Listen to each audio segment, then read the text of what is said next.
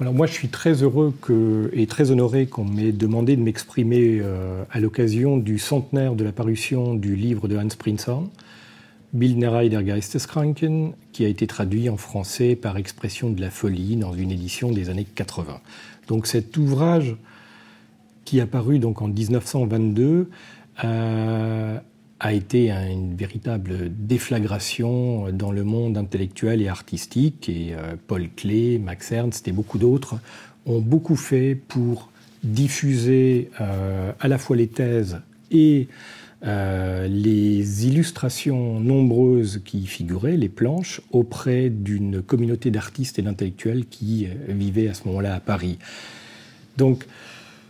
en tant que Français et héritier indirect de cette filiation, de cette généalogie qui est née de ça,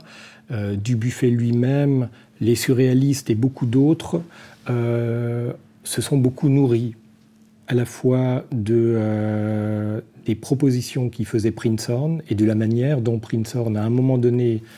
même s'il fixer les choses dans un cadre psychopathologique, à un moment donné, a considérablement dépassé ce cadre parce qu'il était avant tout intéressé à l'univers des formes plutôt qu'au sous-tendu ou à la grille d'analyse liée à la pathologie et aux psychoses. Et ça tient beaucoup évidemment au fait que lui-même avait ce double cursus, à la fois d'historien de l'art et de psychiatre, et que cette collection d'ailleurs qu'il a rassemblée et dont il traite quelques cas dans cet ouvrage ait traversé les âges par une sorte de pirouette, de pied de nez de l'histoire, parce que on sait que certaines de ses œuvres ont servi aux nazis à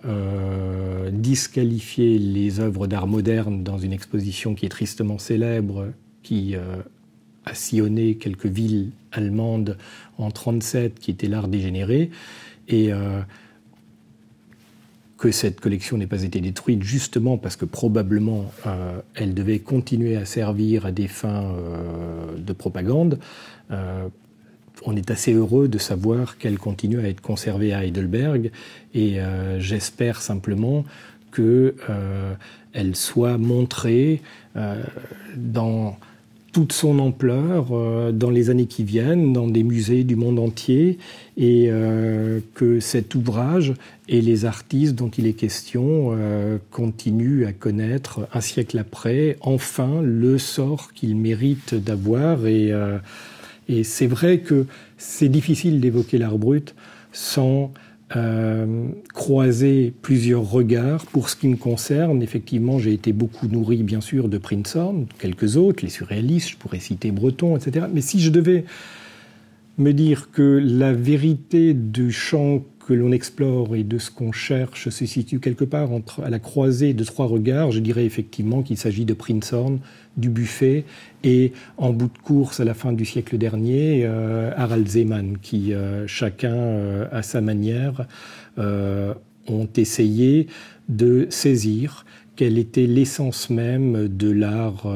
qu'ils aimaient, qui les passionnait et qui se situait en dehors du cadre. Donc vive Prinzhorn, et